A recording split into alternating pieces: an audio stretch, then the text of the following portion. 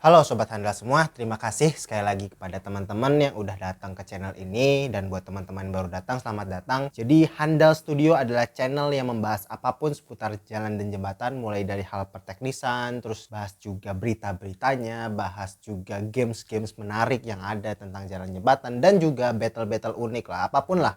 Pokoknya seputar jalan jembatan insya Allah akan kami bahas tuntas. Semoga teman-teman dapat informasi yang mantap dari kami. Kalau teman-teman suka berlangganan mah kalau enggak juga enggak apa-apa. Di video ini saya mau bahas tentang Building Information Modeling atau BIM yang sekarang tuh lagi digaung-gaungkannya ya. Dan udah banyak banget sih sebenarnya para ahli-ahli yang membahas tentang BIM ini. Tapi tujuan video ini saya buat biar teman-teman punya pandangan lain, punya referensi lain. Karena yang saya mau sampaikan ini adalah hasil penyederhanaan yang saya dapatkan dan sepertinya menarik ya untuk nanti kita bisa diskusikan bersama lewat video ini. Bagi saya, BIM itu adalah Drafter 3.0.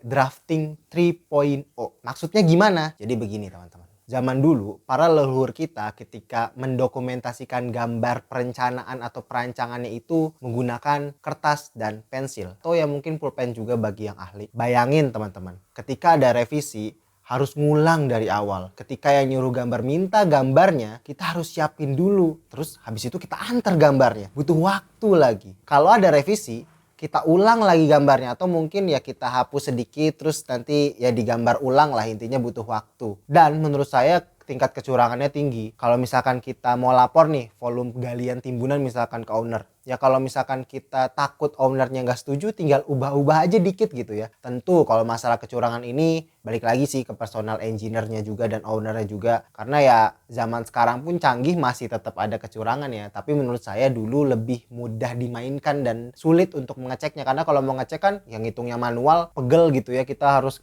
ngitung lagi gitu kan. Jadi lebih tinggi tingkat kecurangannya. Lalu naik lagi tingkat drafting 2.0 yaitu menggunakan komputer.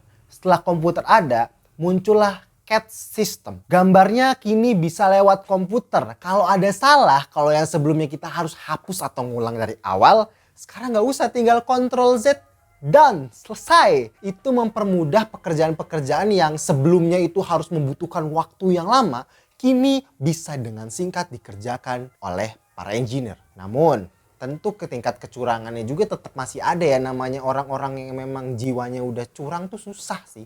Kalau misalkan mau ada kecurangan, file yang memang kita mau kasih nih ya ke owner, ya kita kasih yang benernya aja. Yang memang menurut kita ini versi yang nggak perlu dikasih ke owner, ya cukup disimpan di kita. Ya tetap akan ada kecurangan. Dan ditambah lagi, walaupun revisinya mudah, tapi ini juga punya sisi kekurangan. Apalagi kalau misalkan butuh koordinasi dengan berbagai macam engineer. Misalkan saya engineer highway. Engineer highway itu kan setelah jadi garis vertikalnya, kasih ke struktur untuk dibuat pembentangan-pembentangan jembatan yang memang dibutuhkan struktur. Kalau misalkan ternyata dari saya ada revisi dan ternyata strukturnya itu sudah jauh, otomatis kan ya udah saya kasih lagi tuh ke struktur. Struktur ngajain lagi ya dengan kesalnya gitu ya. Tiba-tiba udah jauh lagi ada revisi lagi. Lah loh gimana tuh?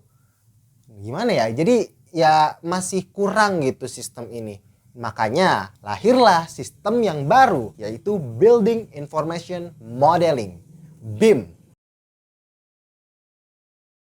BIM with 3 M's for model, modeling, and management. Oke, sebelum saya bahas BIM, saya mau bahas dikit nih tentang Google Docs dan Google Sheets. Jadi Google Docs dan Google Sheets itu bisa dikerjain bareng-bareng. Misalkan nih ya, teman-teman punya suatu pekerjaan di Excel. Kalau misalkan teman-teman kerja di Microsoft Excel kan mungkin sekarang bisa ya bareng-bareng ya, Microsoft udah bisa mengintegrasikannya, cuma saya nggak tahu. Tapi kalau Google Sheets itu bisa dikerjain rame-rame. Nanti ada kotak-kotak yang berbagai warna yang menjelaskan ini punya si A, ini punya si B, ini punya si C. Begitupun Google Docs. Misalkan teman-teman kerja kelompok, teman-teman bagian bab 1. Nah kalau misalkan sebelum-sebelumnya ya, itu kan bab 1, bab 2, bab 3 itu dipisah-pisah kan. File-filenya tergantung orangnya terus baru digabungin. Sekarang bisa loh kita kerjain bareng-bareng di satu dokumen. Nggak perlu pisah-pisah, nggak perlu nunggu-nunggu revisi lah gitu. Ini mana sih B-nya belum nih revisi C, pokoknya nggak perlu pusing lah. Dan itu tuh sangat memudahkan. Google Sheets dan Google Docs juga bisa disebarkan ke orang yang menurut kita memang perlu melihatnya juga. Contoh misalkan saya punya pekerjaan dokumen A, saya punya owner.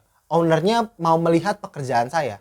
Nah, ownernya bisa melihat saya kerja langsung di layar komputernya. Aduh, semangat banget ya. Bisa langsung lihat di layar komputernya saya bekerja tanpa harus mengotak-atiknya.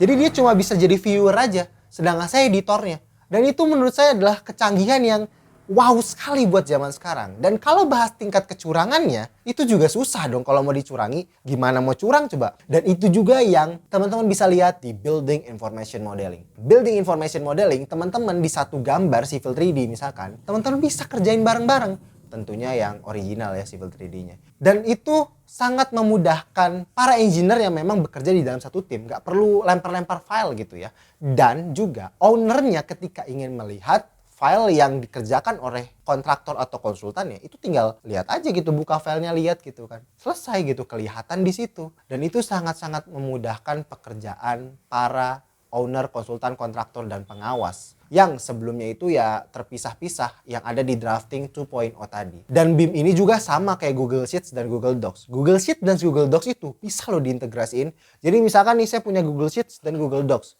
Saya punya tabel, yang tabel ini mau saya masukkan ke Google Docs. Dan ketika ada nilai-nilai yang ingin saya ganti di Google Sheets, saya ganti Google Sheets, Google Docs otomatis keubah. Tinggal yang mungkin refresh aja sekali, tapi ya nggak pusing-pusing harus pindahin file save as sampai file namanya fix banget gitu ya. Atau fix ya Allah fix gitu kan ya, saking banyaknya revisi ya. Dan itu nggak perlu di Google Sheets dan Google Docs yang bisa terintegrasi. Sama dengan BIM. Ketika saya punya desain di Civil 3D, sudah saya detilkan, saya lempar ke InfraWorks. Dan ketika ada revisi di Civil 3D, ya saya tinggal re-import aja di InfraWorks, selesai.